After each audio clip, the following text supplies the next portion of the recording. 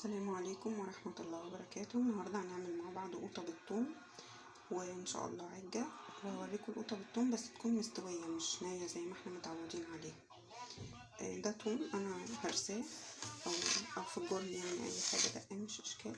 هحط بس عليه ملح بس، مفيش اي توابل تاني، وهحشي القوطة وارجع لكم تاني. كده انا حشيت خلاص القوطة. هحط بقى شوية زيت صغيرين وهرص القوطة في الطاسة.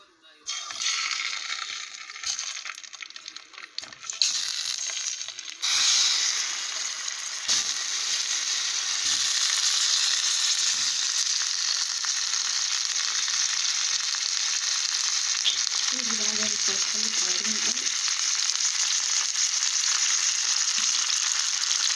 وغطيها بقى واسيبها لغاية لما تستوي كويس. دي القوطة لسه برضو مستوتش كويس، يعني هي كده بدأت يعني تتلسع بس لسه برضو عليها شوية. هي كده خلاص القوطة كده استوت. هطفي بقى عليها.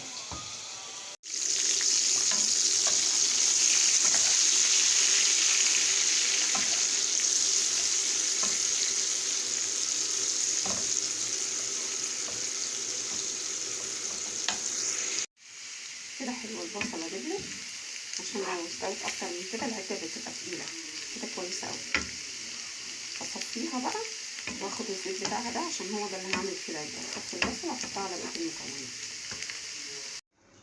كده هنزل بمكونات العجة هنا في الطبق ده واقلبها كويس جدا، وبعد كده اسويها على البوتاجاز. ده كده دقيق، 3 معالق دقيق محطوط عليهم بس ملح وفلفل اسود، ودي ميه عشان الدقيق مش بيخلط مع البيض، بيضايق يعني، فمع الميه كده هيتخلط وبعد كده انزل عليه بالبيض.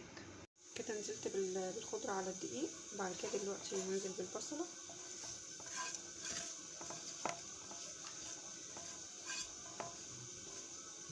واقلبهم تقليبه كويسه، واخر حاجه هنزلها البيض.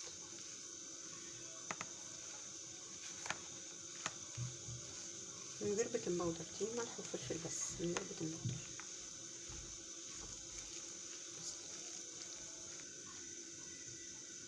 دول كده 5 بيضات عليهم ملح وفلفل.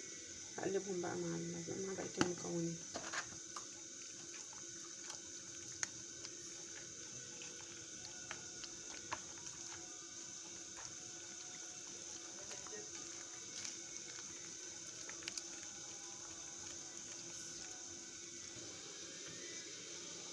هي كده خلاص انا قلبتها تمام كل المكونات على بعضها. دلوقتي بقى هسويها في نفس الطاسه اللي انا عملت فيها البصل واوريها.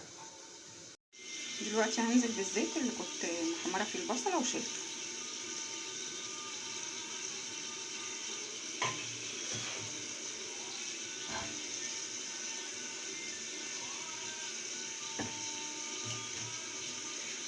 هنزل بقى كده بنص العجه عشان المقدار كله هيبقى كبير على الطاسه ومش هتستوي كويس. ثواني نسخن بس الطاسه كويس، هعلي عليها. كده انا حطيت نفس الطاسه اللي كنت عامله فيها البصله بتاعه العجه وحطيت عليها شويه زيت طلع من تحميره البصل. هنزل بقى بنص العجه كده، وبعد كده النص التاني اعمله على مره تانية عشان ما تبقاش مكلكعه كده وما تستويش من جوه.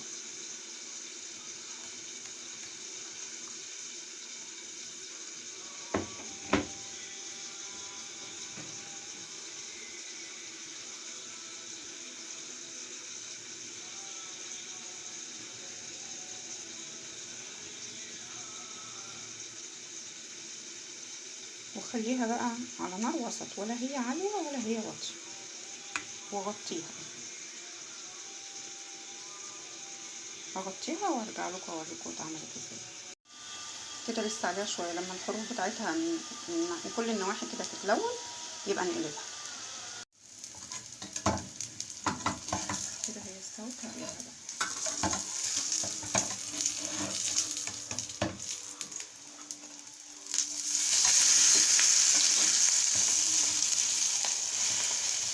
هغطيها شويه واغطي عليها. كده العجه استوت والقوطه كمان، والعجه عملت كميه كويسه، يعني عملت طاستين اهي، طاسه اهي ودي طاسه اهي، ودي القوطه بالثوم. بألف هنا.